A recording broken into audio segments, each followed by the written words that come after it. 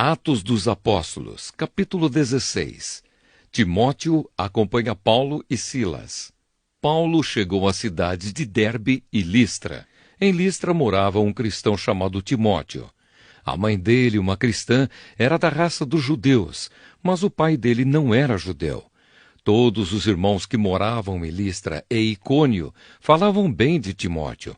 Paulo quis levá-lo consigo e por isso o circuncidou, pois todos os judeus que moravam naqueles lugares sabiam que o pai de Timóteo não era judeu. Nas cidades por onde passavam, eles diziam aos cristãos quais as decisões que tinham sido tomadas pelos apóstolos e pelos presbíteros da igreja de Jerusalém e aconselhavam que eles obedecessem a essas decisões.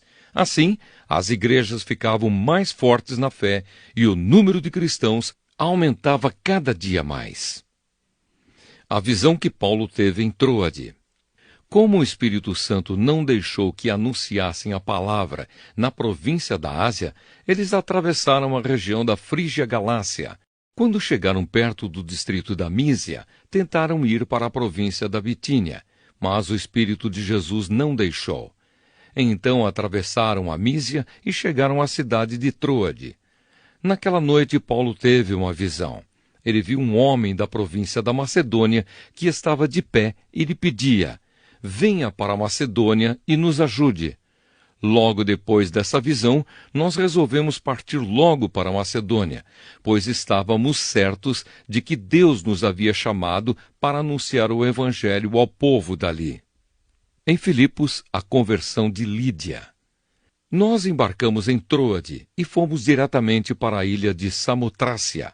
No dia seguinte, chegamos ao porto de Neápolis. Dali, fomos a Filipos, que é uma cidade do primeiro distrito da província da Macedônia, e também colônia romana, onde ficamos vários dias. No sábado saímos da cidade e fomos para a beira do rio, pois pensávamos que ali devia haver um lugar de oração para os judeus. Sentamos e começamos a conversar com as mulheres que estavam reunidas lá. Uma daquelas mulheres que estavam nos ouvindo era Lídia, uma vendedora de púrpura da cidade de Tiatira. Ela adorava a Deus e o Senhor abriu a mente dela para que compreendesse o que Paulo dizia. Ela e as pessoas da sua casa foram batizadas. Depois, Lídia nos convidou, dizendo: venham ficar na minha casa, se é que vocês acham que, de fato, eu creio no Senhor. Assim, ela nos convenceu a ficar na casa dela. Na cadeia de Filipos. Certo dia, quando estávamos indo para o lugar de oração, veio ao nosso encontro uma escrava. Essa moça estava dominada por um espírito mau que adivinhava o futuro, e os seus donos ganhavam muito dinheiro com as adivinhações que ela fazia. A moça começou a nos seguir, gritando assim: estes homens são servos do Deus Altíssimo e anunciam como vocês podem ser salvos. Ela fez isso muitos dias. Por fim, Paulo se aborreceu, virou-se para ela e ordenou ao espírito: pelo poder do nome de Jesus Cristo, eu mando que você saia desta moça. E no mesmo instante o espírito saiu.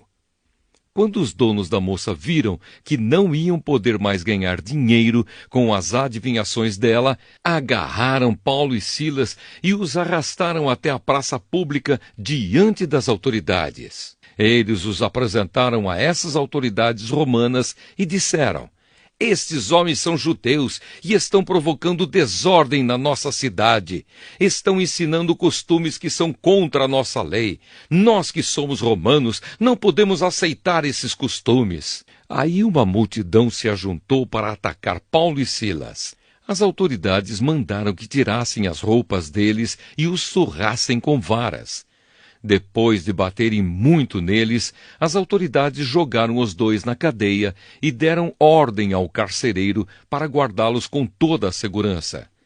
Depois de receber essa ordem, o carcereiro os jogou numa cela que ficava no fundo da cadeia e prendeu os pés deles entre 2 blocos de madeira. Mais ou menos à meia-noite, Paulo e Silas estavam orando e cantando hinos a Deus, e os outros presos escutavam. De repente, o chão tremeu tanto que abalou os alicerces da cadeia. Naquele instante, todas as portas se abriram e as correntes que prendiam os presos se arrebentaram. Aí o carcereiro acordou. Quando viu que os portões da cadeia estavam abertos, pensou que os prisioneiros tinham fugido. Então puxou a espada e ia se matar. Mas Paulo gritou bem alto: "Não faça isso! Todos nós estamos aqui!" Aí o carcereiro pediu que lhe trouxessem uma luz. Entrou depressa na cela e se ajoelhou, tremendo, aos pés de Paulo e Silas. Depois levou os dois para fora e perguntou: "Senhores, o que devo fazer para ser salvo?" Eles responderam: "Creia no Senhor Jesus e você será salvo, você e as pessoas da sua casa." Então eles anunciaram a palavra do Senhor ao carcereiro e a todas as pessoas da casa dele. Naquela mesma hora da noite, o carcereiro começou a cuidar deles, lavando os ferimentos da surra que haviam levado.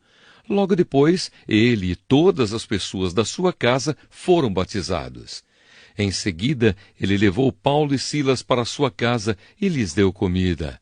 O carcereiro e as pessoas da sua casa ficaram cheios de alegria, porque agora criam em Deus. Quando amanheceu, as autoridades romanas mandaram alguns policiais com a seguinte ordem para o carcereiro: "Solte esses homens."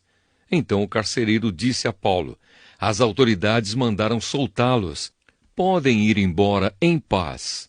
Mas Paulo disse aos policiais: "Eu e Silas somos cidadãos romanos e, mesmo assim, sem termos sido julgados, fomos surrados em público e depois nos jogaram na cadeia e agora querem nos mandar embora assim, em segredo? Isso não! Que as próprias autoridades romanas venham aqui e nos soltem." Os policiais foram contar às autoridades romanas o que Paulo tinha dito.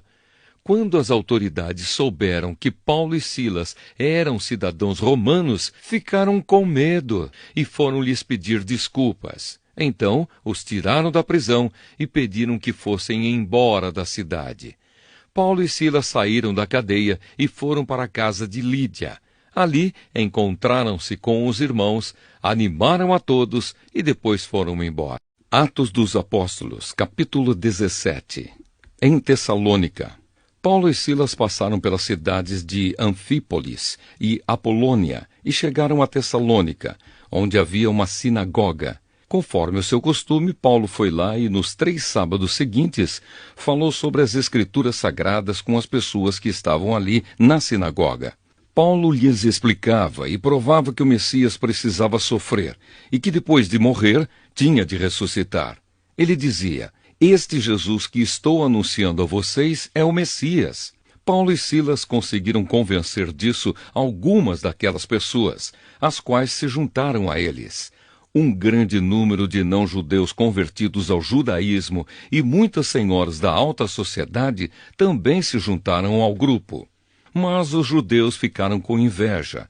Eles foram buscar alguns homens maus entre os malandros das ruas e formaram um grupo de desordeiros. Estes fizeram muita confusão na cidade e atacaram a casa de Jasão, procurando Paulo e Silas a fim de os levar para o meio do povo. Mas, como não os encontraram, levaram à força Jasão e alguns outros irmãos até a presença das autoridades da cidade, gritando: "Aqueles homens têm provocado desordens em todos os lugares.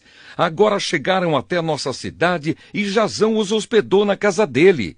Eles estão desobedecendo às leis do imperador romano, dizendo que existe outro rei chamado Jesus." Tanto a multidão como as autoridades ficaram agitadas quando ouviram essas palavras. E as autoridades soltaram Jasão e os outros, depois que eles pagaram a quantia exigida para isso. Em Bereia. Logo que anoiteceu, os irmãos enviaram Paulo e Silas para a cidade de Bereia. Quando chegaram lá, eles foram à sinagoga. As pessoas dali eram mais bem educadas do que as de Tessalônica e ouviam a mensagem com muito interesse. Todos os dias estudavam as Escrituras Sagradas para saber se o que Paulo dizia era mesmo verdade. Assim, muitos judeus naquela cidade creram, e também não-judeus, tanto mulheres da alta sociedade, como também muitos homens. Mas quando os judeus de Tessalônica souberam que Paulo tinha anunciado a palavra de Deus também em Bereia, foram até lá e começaram a agitar e atiçar o povo contra eles. Então os irmãos enviaram Paulo imediatamente para o litoral. Porém, Silas e Timóteo ficaram em Bereia. Os irmãos que protegiam Paulo o levaram até a cidade de Atenas. Depois voltaram para Bereia, levando um recado de Paulo. Ele pedia que Silas e Timóteo fossem encontrá-lo em Atenas o mais depressa possível. Em Atenas. Enquanto estava esperando Silas e Timóteo em Atenas, Paulo ficou revoltado ao ver a cidade tão cheia de ídolos. Ele ia para a sinagoga e ali falava com os judeus e com os não-judeus convertidos ao judaísmo. E todos os dias, na praça pública, ele falava com as pessoas que se encontravam ali. Alguns professores epicureus e alguns estoicos discutiam com ele e perguntavam: "O que é que esse ignorante está querendo dizer?" Outros comentavam: "Parece que ele está falando de deuses estrangeiros." Diziam isso porque Paulo estava anunciando Jesus e a ressurreição. Então eles o levaram a uma reunião da Câmara Municipal e disseram: "Gostaríamos de saber que novo ensinamento é esse que você está trazendo para nós. Pois você diz algumas coisas que nos parecem esquisitas, e nós gostaríamos de saber o que elas querem dizer."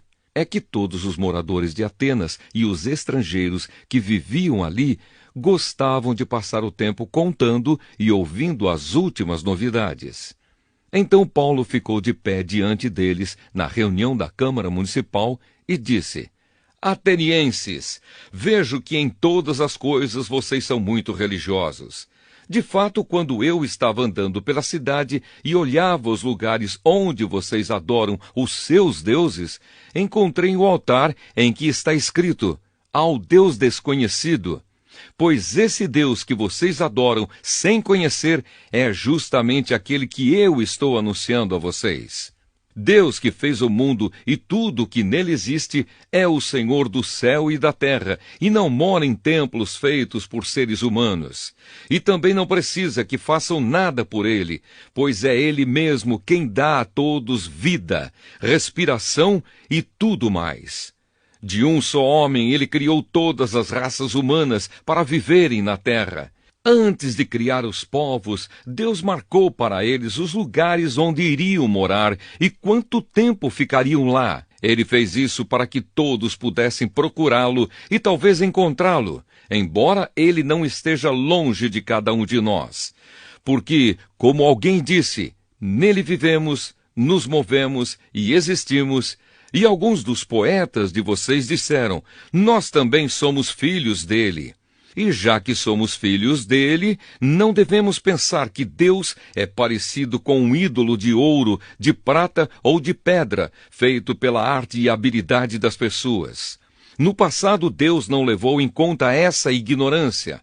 Mas agora, ele manda que todas as pessoas, em todos os lugares, se arrependam dos seus pecados, pois ele marcou o dia em que vai julgar o mundo com justiça, por meio de um homem que escolheu, e deu prova disso a todos, quando ressuscitou esse homem."